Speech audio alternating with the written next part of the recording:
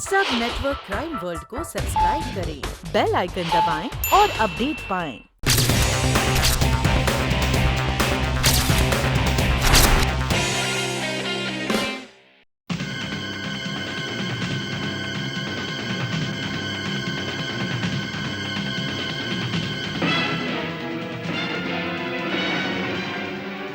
कत्ल तो ठीक उसी तरह हुआ है जिस तरह संगीता चोपड़ा का हुआ था।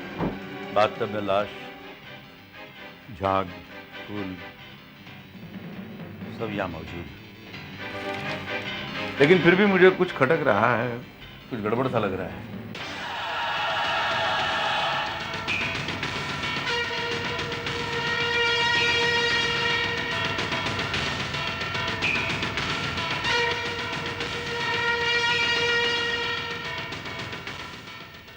कर्नल भाई, ये देखो, इस रिसीवर पे निशान नजर आ रहा है। मैं गारंटी के साथ बोल सकता हूं कि ये निशान साबुन के झाग का है। मतलब ये कि कातिल ने मर्डर करने के बाद जरूर यहां से किसी को फोन किया है।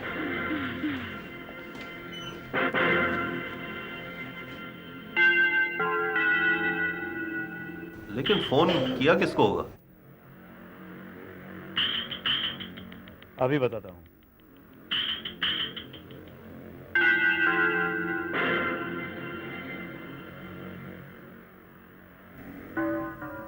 Seven zero 2422। कर्नल, ये नंबर तो उस फोटोग्राफर का है। लेकिन ताज्जुब की बात तो यह है कि मर्डर करने के बाद उसने अपने स्टूडियो फोन क्यों किया? नहीं, ऐसा भी हो सकता है कि फोन किसी और ने किया हो उसे यहाँ बुलाने के लिए। तुम्हारा मतलब ये है कि वो मर्डरर फोटोग्राफर नहीं है? ऐसा कैसे हो सकता है?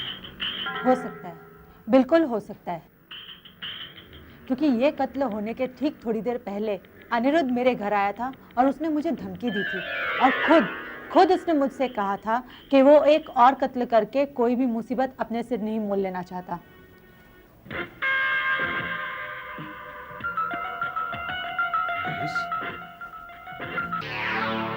अगर मानसी का खून अनिरुद्ध ने नहीं किया तो फिर किसने किया?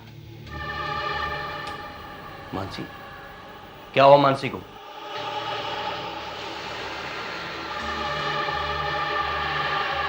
ए मिस्टर, आपकी तारीफ।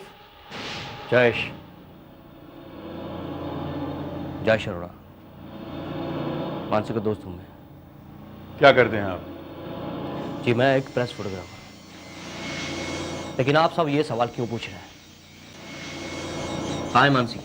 सॉरी मिस्टर जयेश, मानसी का खून हो गया। क्या?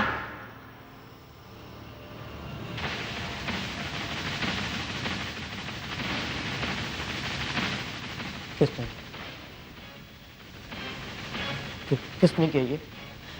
किसने किया ये? शायद उसी बाथटब किलर ने।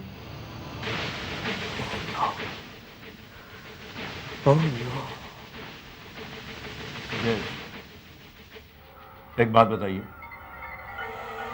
क्या मानसी को मॉडलिंग का शौक था? बिल्कुल नहीं। वो तो मेरे लिए एक पोज भी देने के लिए तैयार नहीं होती थी। ऐसे ही तो आप यहाँ इस वक्त? मानसी हमेशा अपनी रिपोर्ट एक कैसेट में रिकॉर्ड करके मुझे देती थी और वो मैं कैसेट प्रेस ऑफिस में महेंद्र को दे दिया करता था टाइप करने के लिए। आज भी मैं वही लेने आया था, वो कैसेट। देखिए कैसेट रिकॉर्डर में लगा है। शायद इसमें कुछ रिपोर्ट है। मैं ये कैसेट ले सकता हूँ? Just a minute mister Jayesh, फिलहाल ये कैसेट आप नहीं ले जा सकते। लेकिन क्यों? क्योंकि इसमें से हमें शायद कातिल का कोई सुराग नहीं। लेकिन आप सब अच्छी तरह से जानते हैं कि कातिल एक ही है और वो है अनिरुद्ध सेठ। नहीं भाई, मर्डर जरूर उसके स्टाइल से हुआ है, लेकिन मर्डरर वो नहीं है। अगर कत्ल के तरीके में कोई फर्क नहीं है तो आप अगर कातिल कोई और है तो फर्क भी होगा। वो फर्क सिर्फ एक आदमी जान सकता है, और वह अनिरुद्ध। मैं? हाँ तुम, क्योंकि हम जानते हैं कि ये कत्ल तुमने नहीं किया और असली कातिल को पकड़ने में तुम ही हमारी मदद कर सकते हो।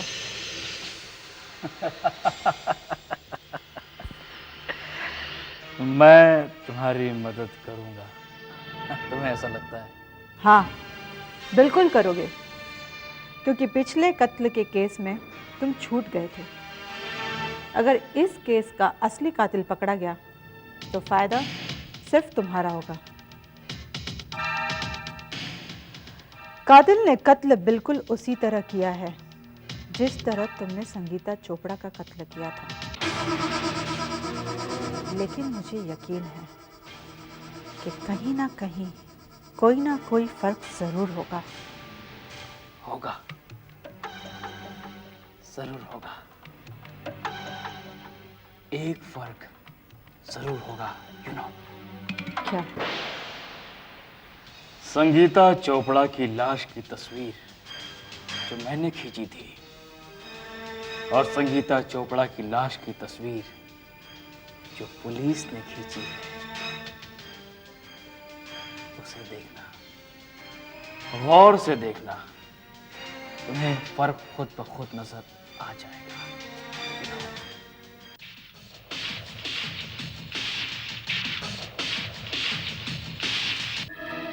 Yeah, I got it.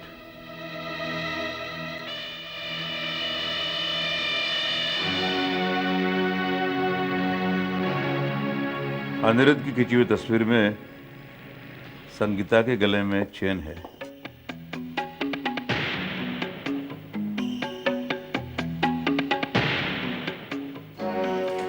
और पुलिस की खींची हुई तस्वीर में गले में चेन नहीं है। इसका मतलब वो चेन उस अनिरुद्ध चोपड़ा के पास ही है। एग्जैक्टली। इससे ये साबित होता है कि वो आदमी जानबूझ के लाश पर से कोई ना कोई ऑर्नामेंट या ज्वेलरी उतार लेता है, I mean, निशानी के तौर पे। मगर डिब्बा, मानसी की लाश पर से कोई भी ऑर्नामेंट कम नहीं हुआ था, ऐसा उसकी रिपोर्ट में साफ लिखा था। इसका मतलब हमारा शक सही है। कत्ल अनिरुद्ध ने नहीं बल्कि और किसने किया है। और किसी ने? लेकिन किसने? उसी ने जिसने उस फूल वाले से फूल खरीदे होंगे। नहीं साहब, वो कोर्ट केस हो जाने के बाद में वो फोटो वाला फिर से यहाँ फूल लेने नहीं आया था। हाँ, लेकिन बहुत से आदमी यहाँ से फूल लेके गए हुए। अगर तुम दोबारा उन लोगों को देखोगे तो पहचान सकते हो उन्हें? साहब, क्योंकि ये फूल बहुत महंगे हैं, एक दिन पहले ऑर्डर देनी पड़ती है और ऑर्डर देने वाले को हम बराबर याद रखते हैं साहब। मतलब याददाश्त अच्छी है तुम्हारी। ये देखो, इस तस्वीर को गौर से देखो और बताओ, क्या ये आदमी तुम्हारे पास फूल लेने आया था? हाँ हाँ साहब, यही आया था, मेरे को बराबर याद है, यही आया था साहब। 16 ने पक्का ना? पक्का साहब, बिल्कुल यही आदमी आया था और फूल लेके गया था। लेकिन साहब, ये तो एक वीक पहले वाली बात है। एक हफ्ता पहले? याद करके बताओ, क्या ये आदमी तुम्हारे पास कल फूल लेने आया था? नहीं साहब, कल यहाँ एक दाढ़ी वाला आया था, काला चश्मा, काली टोपी, दाढ़ी मूछी और थोड़ा टिंगू था साहब, टिंगू। तुम उसे पहचानते हो? लेकिन साहब, हम आपको एक बात बताते हैं साहब, उसकी दाढ़ी मूछे हमको रियल नहीं लगी साहब, उसकी दाढ़ी मूछे हमको नकली दिखाई देती थी साहब। नकली दाढ़ी मूछ वाला छोटे खत का आदमी कौन हो सकता है? लेकिन colonel, I mean this cassette is absolutely blank, इसमें तो कुछ भी नहीं है। जरा से पलटी करके देखो, शायद वहां कुछ होगा।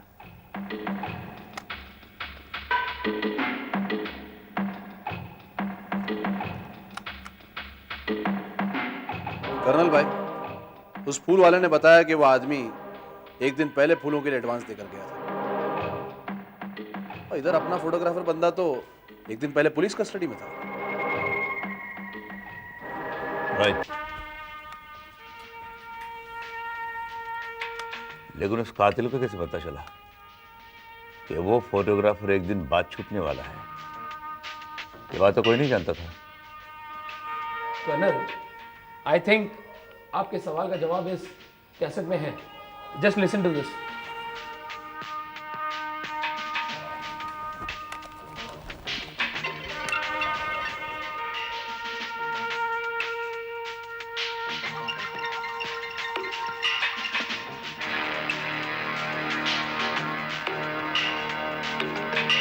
माय गॉड, तो असली कातिल ये है।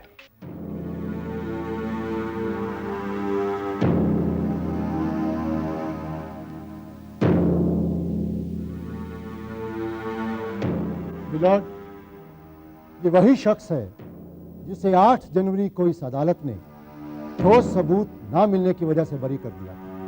लेकिन 8 जनवरी को ही इस शख्स ने एक और कत्ल किया, लेकिन इस बार पुलिस ने इसे मौका वारदात पे गिरफ्तार कर लिया। लाश के पास इसकी मौजूदगी और योर ऑनर, इस कैमरे में पाई गई लाश की ये तस्वीरें इस बात को साबित करने के लिए काफी हैं कि कत्ल इसी ने किया है। और मेरी आपसे इल्तिजा है कि इसे इस कत्ल के लिए सख्त से सख्त सजा दी जाए। योर ऑनर, मैं कुछ कहना चाहता हूं। मेरे पास कुछ ऐसे सबूत हैं जो इस केस पर और ज्यादा रोशनी डाल सकते हैं। मैं इन सबूतों को अदालत के सामने पेश करने की इजाजत चाहता हूं। आपको जो कुछ भी कहना है इस विटनेस बॉक्स में आके कहिए। Thank you your honour.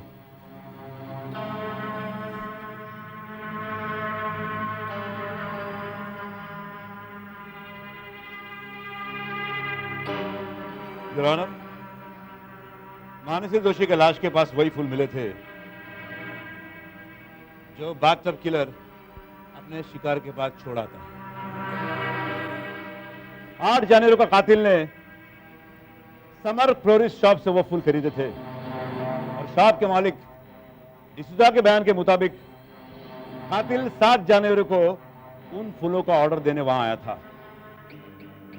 और 7 जनवरी को मैं पुलिस कस्टडी में था, इसीलिए मेरे लिए फूलों का ऑर्डर देना नामुमकिन है। योर ऑनर, इससे साफ जाहिर है कि मेरे क्लाइंट को फंसाया गया। 8 जनवरी की रात को किसी ने फोन करके मेरे क्लाइंट को स्टार विला बुलाया, जहां मानसी जोशी की लाश पहले से ही मौजूद थी और मौजूद था मेरे क्लाइंट का कैमरा जो उसके स्टूडियो से चुराया गया था।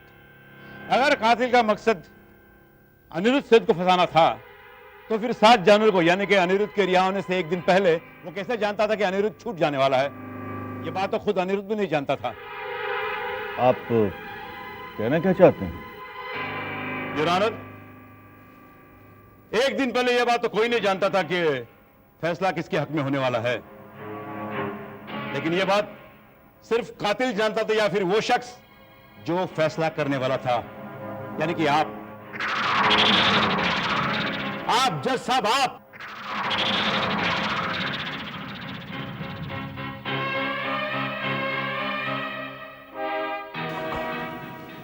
क्या बेवकूफी है कर्नल, तुम अदालत की तौहीन कर रहे हो।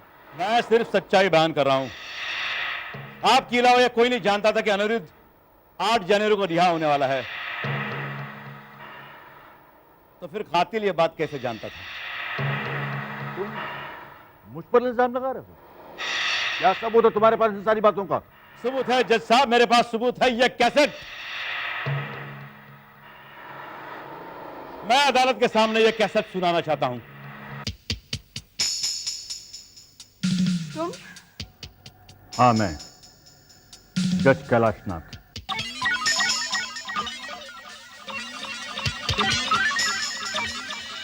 मैं तुम्हें सजाए मौत सुनाने के लिए आया हूं।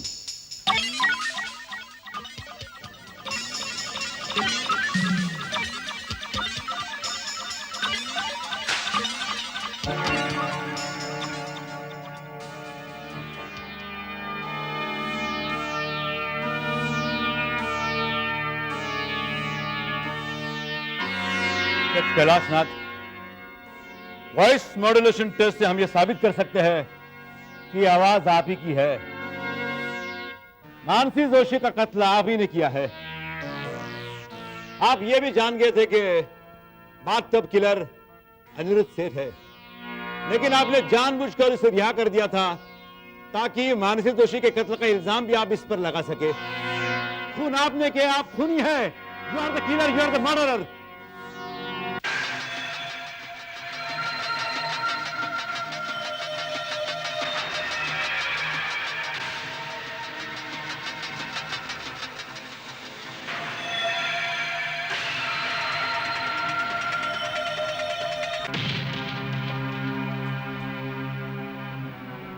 हाँ, मैंने ही मानसी का कत्ल किया है, क्योंकि इसके अलावा मेरे पास और कोई रास्ता नहीं था। मैं मानसी से छुटकारा पाना चाहता था। उससे छुटकारा पाने का रास्ता मैं ढूंढ ही रहा था कि तब तक मेरी अदालत में अनिरुद्ध सेठ का केस आया। बाथटब किलर की वारदातों को स्टडी करने के बाद मैंने सोचा कि अगर मैं इसी तरीके से मानसी का कत्ल करता हूं तो इसका इल्जाम अनिरुद्ध सेठ पर ही आएगा, और इसीलिए मैंने जानबूझकर उसको रिहा कर दिया।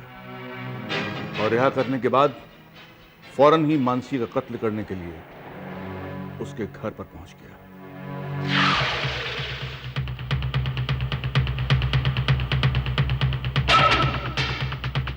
तुम? हाँ, मैं जज कैलाशनाथ। मैं तुम्हें सजाए मौत सुनाने के लिए आया हूं।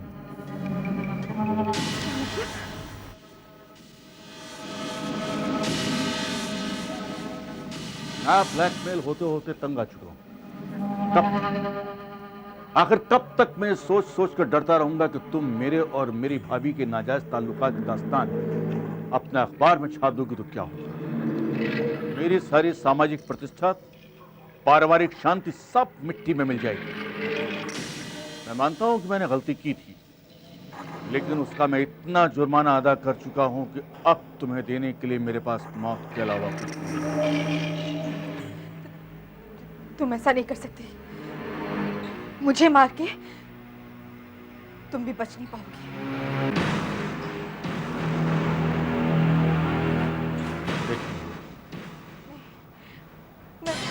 मैं अभी पुलिस को फोन करती हूँ।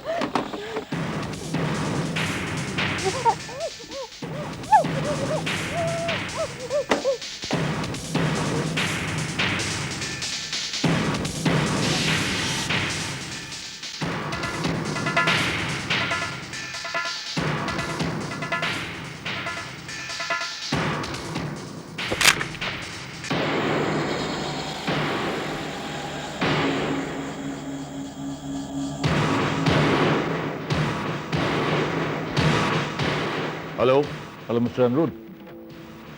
देखिए, मैं एक बहुत बड़ा पब्लिसिटी कैंपेन शुरू करना चाहता हूं अपने नए प्रोडक्ट के लिए, और मैं चाहता हूं कि उसके सारे फोटोग्राफ्स आप करें। क्या आप यहां पर आ सकते हैं?